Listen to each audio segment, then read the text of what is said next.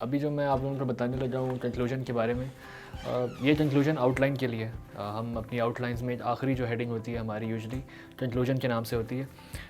Actually जब आप ऐसे लिखेंगे अपना फुल ऐसे, तो उसमें तो ज़ाहिर है एंड में आखिरी पैराग्राफ होता है, कंक्लूजन के नाम से होता है। वो एक डिफरेंट डिबेट है, वो एक डिफरेंट कंपोनेंट है ऐसे का। अभी मैं सिर्फ आउटलाइन वाली कंक्लूजन की बात कर रहा हूँ। तो इसके बारे में कुछ जनरल सी बातें हैं जो I think everybody should know. इसकी जनरल लेंथ जो होती है वो 4 या 5 लाइंस होती है आउटलाइन में। इससे ज़्यादा लंबा आपने कंक्लूजन नहीं लिखना। और कंक्लूजन का ज़्यादातर जो मकसद होता है आउटलाइन में लिखने का, it is just to provide a logical and to the whole discussion. हम पहले भी बात करते हैं कि ऐसे में आपका लॉजिकल होना और एक फ़्लो के तहत चलना बहुत ज़रूरी है। तो यही रिक्वायरमेंट आपकी आउटलाइन में भी है कि you should be logical and you should and in a positive manner, in a logical manner with the proper flow that is required in the CSS essay. तो आउटलाइन के बारे में जो मैंने बात की वो ये थी कि 4 या 5 लाइनों पे मुश्तमिल होता है। और कुछ इसमें जनरल टर्म्स हैं जो आप इस्तेमाल कर सकते हैं just to hint to the examiner कि अब हम आउटलाइन को ख़त्म कर रहे हैं और अब हम सम अप कर रहे हैं अपने आर्ग्यूमेंट्स को और अपनी डिस्कशन को। तो उसमें से एक टर्म मैंने यहाँ पे लिखी हुई है, इन कंक्लूजन। ये ऐसा फ्रेज़ है या ऐसे दो वर्ड्स हैं जो आप अपने कंक्लूजन में जब लिखेंगे तो नेचुरली आपका जो कंक्लूजन वाला पोर्शन है वो बाकी ऐसे से कनेक्ट हो जाएगा और एक नेचुरल फ़्लो जो है वो आपकी कॉन्वर्सेशन में, आपके ऐसे में डेवलप हो जाएगा। तो इन कंक्लूजन का लफ्ज़ इस्तेमाल कर सकते हैं आप। इसके अलावा समिंग अप का लफ्ज़ भी इस्तेमाल किया जा सकता है। और ये सिर्फ 2 मिसालें जो कि हम अक्सर यूज़ करते हैं। इसके अलावा मज़ीद बहुत सारे फ्रेजेज़ हैं, बहुत सारे वर्ड्स हैं जो इस्तेमाल की जा सकती हैं। आप अपनी तरफ से वो रिसर्च करके वो अल्फाज भी यूज़ कर सकते हैं to make your essay more appealing, to make your outline more logical and to improve the flow of your whole debate. तो ये हमारा टर्म्स के ऊपर बात हो गई। अच्छा, इस कंक्लूजन में थोड़ा सा डिफरेंस है बाकी आउटलाइन के पोर्शन से, वो ये है कि आप यहाँ पर थोड़ा सा अपनी बात में जो आप लिख रहे हैं थोड़ा सा आप एम्बेलिशमेंट्स ऐड कर सकते हैं। अब तक जो भी हमने बात की, मैंने बार बार रीआइट्रेट किया कि हमें बिल्कुल रेलेवेंट और बिल्कुल टू द पॉइंट होना है। लेकिन कंक्लूजन में जब आप लिखेंगे तो थोड़ा सा आप जनरल भी हो सकते हैं, थोड़ा आप डिविएट भी कर सकते हैं अपने टॉपिक से, क्योंकि कंक्लूजन का मकसद ये है कि आपने अपना पूरी सारी बात आपने कर दी है और अब आप उसको कंक्लूड करें तो उसमें फिर you have the room to deviate from the topic slightly and to add some other things that make your whole argument more beautiful and more aesthetically appealing. Aesthetically appealing in the sense of what you write and not in the way you present it. क्योंकि presentation तो important है ही, लेकिन जो आप लिख रहे हैं उसमें embellishments कर सकते हैं। For example, आप quotations डाल सकते हैं और I think quotations जो हैं वो एम्बेलिशमेंट्स की बहुत अच्छी फॉर्म होती है और उससे आपका जो भी आपने लिखा है वो आप बड़े अच्छे तरीके से आप एक्सप्लेन कर सकते हैं। लेकिन वही बात है कि कोटेशंस बाकी आउटलाइन में लिखना इतना एडवाइजेबल नहीं है। सिर्फ कंक्लूजन में आप अपनी जो है कोटेशंस वो इंक्लूड कर सकते हैं। तो एम्बेलिशमेंट्स के ऊपर बात हो गई। तीसरी चीज़ है कि आपने करना क्या है कंक्लूजन में। तो बेसिकली आपने अपना स्टांस जो है, जो भी आपने ऊपर ऐसे में स्टांस लिया, जो भी आर्ग्यूमेंट डेवलप किया, उस स्टांस को आप रीआइटरेट करें और जो अपने 2 या 3 मेजर आर्ग्यूमेंट्स हैं उनको रीआइटरेट कर दें।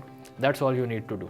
बेसिकली आपने अब तक जो बात की है उसको एम्बेलिशमेंट्स के साथ थोड़ा सा समराइज़ करके आपने एक बार रीआइटरेट कर देना। That's all you need to do in conclusion. और आखिरी चीज़ है रीइंफोर्समेंट सेंटेंस। ये आखिरी सेंटेंस होगा आपकी कंक्लूजन का और आपकी आउटलाइन का भी। और ज़रूरी नहीं है कि आप आखिर में लिखें या आप कंक्लूजन के पहला सेंटेंस भी इसको बना सकते हैं, लेकिन इसको लिखना बहुत ज़रूरी है क्योंकि ultimately when you right N ऐसे आपने होपफुल और ऑप्टिमिस्टिक टोन अडॉप्ट करनी है। तो सबसे अच्छी तरह से जो आपकी होपफुल और ऑप्टिमिस्टिक टोन कन्वे करता है वो आपका रीइंफोर्समेंट सेंटेंस है जो कि आप अपनी कंक्लूजन में लिखते हैं। और ये बड़ा जनरल सा सेंटेंस होता है और मैं इसकी कुछ मिसालें भी आपको दूंगा। फॉर एग्ज़ाम्पल, अगर आप बात कर रहे हैं, लेट्स सपोज़ लेबर लॉज़ के बारे में बात करें कि पाकिस्तान में आप लेबर लॉज़ किस तरह से इम्प्लीमेंट करवा सकते हैं, तो आपने जब कंक्लूजन लिखनी है तो आपने एक तो अपने कुछ मेजर आर्ग्यूमेंट्स को रीआइटरेट किया, अपनी स्टांस रीआइटरेट की, और आखिरी सेंटेंस आपका जो रीइंफोर्समेंट सेंटेंस है वो इस तरह से हो सकता है कि limitations of labour laws can be improved through proper policy frameworks. If this is done, then the labor conditions of Pakistan will improve greatly and Pakistan will become a productive nation of not just the region but also of the whole world. تو یہ آخری sentence جو ہے میں نے اس میں ایک positive tone اور ہوپ کنوے کیا, اور یہ چیز آپ اپنے کنکلوژن والے سینٹنس میں ایڈ کر سکتے ہیں, کنکلوژن والے ہیڈنگ میں آپ ایڈ کر سکتے ہیں جب آپ کنکلوژن لکھیں آؤٹ لائن میں. تو یہ کچھ جنرل باتیں تھیں. اب ہم کچھ مثالیں لے لیتے ہیں کہ کنکلوژن کس طرح سے لکھنی ہے اور اس کی کیا ایگزامپلز ہو سکتی ہیں. ٹاپک ہے democracy in Pakistan will remain a sham if the existing electoral system continues. ہم نے اس ٹاپک کے اوپر پہلے بھی بات کی ہے, اور اس کی کنکلوژن کچھ اس طرح سے ہو سکتی ہے کہ electoral system of Pakistan is deeply flawed and consequently gives rise to questions about democracy itself. تو آپ نوٹس کریں کہ میں نے اپنا جو سٹانس تھا وہ میں نے ریائٹریٹ کر دیا کہ ہمارے ہاں ڈیموکریسی میں بہت سارے ایشوز ہیں, ہمارا الیکٹورل سسٹم میں بہت سارے مسئلے مسائل ہیں جس کی وجہ سے ہماری ڈیموکریسی کے اوپر سوال اٹھتا ہے. تو یہ میرا پہلا سینٹنس ہے, یہ ریائٹریٹ کر رہا ہے میرے سٹانس کو.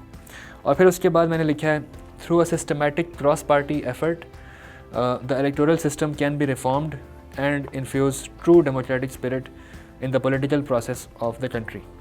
یعنی کہ اگر ہم اکراس پارٹی لائنز کام کریں اور اپنے الیکٹورل سسٹم کو ریفارم کریں تو پھر پاکستان کے اندر سچی ڈیموکریسی لائی جا سکتی ہے. اب یہاں پہ میں نے سپریٹ ایک ری انفورسمنٹ سینٹنس ایڈ نہیں کیا. اس کی وجہ یہ تھی جب میں نے پیپر میں لکھا تھا تو کافی لمبا ہو رہا تھا, and you have to watch out کہ you don't write a very very long sentence, a very very long paragraph in the outline. تو وہ نہیں لکھنا, 3 یا 4 لائنس میں ہم نے لمٹ کرنا ہے.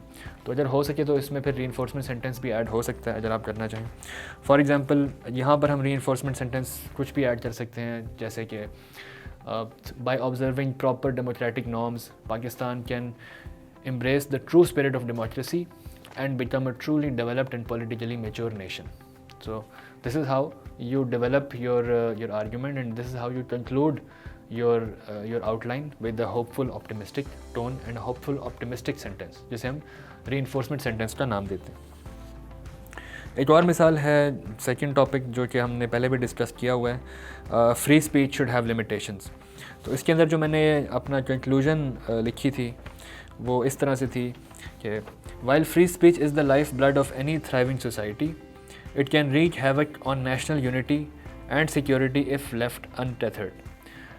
یہاں پہ نوٹس کریں کہ جو اسٹارٹنگ پارٹ تھا, جو فرسٹ فریز تھی, while free speech is the life blood of any thriving society, تو یہ ایک ایڈیشنل سینٹنس ہے. جیسا میں نے بتایا کہ آپ امبیلشمنٹس ایڈ کر سکتے ہیں, تو یہ ایڈیشنل سینٹنس امبیلشمنٹ ہے کہ ہاں فری اسپیچ آپ کی سوسائٹی میں ایک بہت اہم رول پلے کرتی ہے, but it can wreak havoc on national unity and security if left untethered. یعنی کہ اگر ہم نیشنل یونٹی کو مد نظر رکھتے ہیں تو اگر ہم نے اپنی فری اسپیچ کو لمٹ نہ کیا, اس کو مادر پدر آزاد کر دیا, تو it would have major negative impact on your national security and national unity. اس کے آگے میں نے لکھا ہے no restraints on free speech would mean spread of foreign propaganda, sectarian vitriol and irresponsible journalism. تو بیسیکلی یہاں پر میں اپنے جو مین آرگیومنٹس تھے, جو میں نے آرگیومنٹ والے سیکشن میں لکھے تھے, انہیں میں نے ریائٹریٹ کیا. آخر میں thus the state must develop a holistic strategy to restrict its misuse while enabling and promoting the basic rights of freedom of speech. تو یہ جو آخری سینٹنس ہے ایک ری انفورسمنٹ سینٹنس ہے کہ کیا کیا جا سکتا ہے اور کس طرح سے آپ نے اپنے سسٹم کو لے کے چلنا ہے اور کس طرح سے آپ امپروومنٹ لا سکتے ہیں. تو یہ ہمارا کنکلوژن ہو گیا. کنکلوژن کے اوپر میری ایڈوائس آپ کو یہ ہوگی کہ آپ نے ریلیٹیولی کم ٹائم دینا ہے. جو آپ کی آؤٹ لائن کی ہے وہ آپ کے تھیسس اسٹیٹمنٹ ہے اور مین آرگیومنٹ ہے. کنکلوژن کا پارٹ اتنا اہم نہیں ہے. صرف کنکلوژن کو سمپل رکھ کے 3 یا 4 سینٹنسز میں ختم کر بھی دیا جائے تو that is fine. Don't waste too much time on trying to create a very very elaborate or a very intricate sort of a conclusion. It is not that important. You should spend more of your time in writing your thesis statement, in writing your main arguments, and maybe in writing your way forward. But conclusion should be in the last of your priority.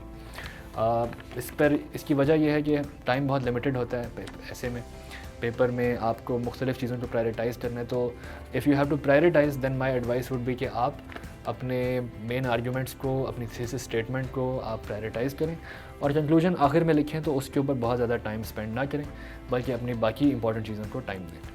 سو یہ ہماری out line یہاں پر ہماری conclude ہو چکی ہے. ہم نے اپنی out line پوری کر لی ہے. تمام میجر کمپوننٹس جو ہیں وہ ہم نے پورے کر لیں کہ ہم نے آؤٹ لائن میں کیا کیا انکلوڈ کرنا ہے. اور اب بیسیکلی ہمارا 70 to 80% کام جو ہے فار این ایسے پورا ہو چکا ہے, کیونکہ ہم نے back ground, back bone, foundation, basic structure یا جو مرضی آپ آؤٹ لائن کو کہہ لیں وہ ہم نے بنا لیا. And now the only task left for us is to convert these points into words. تو یوں ہماری کنکلوژن جو ہے, یوں ہماری جو آؤٹ لائن ہے وہ کمپلیٹ ہو چکی ہے.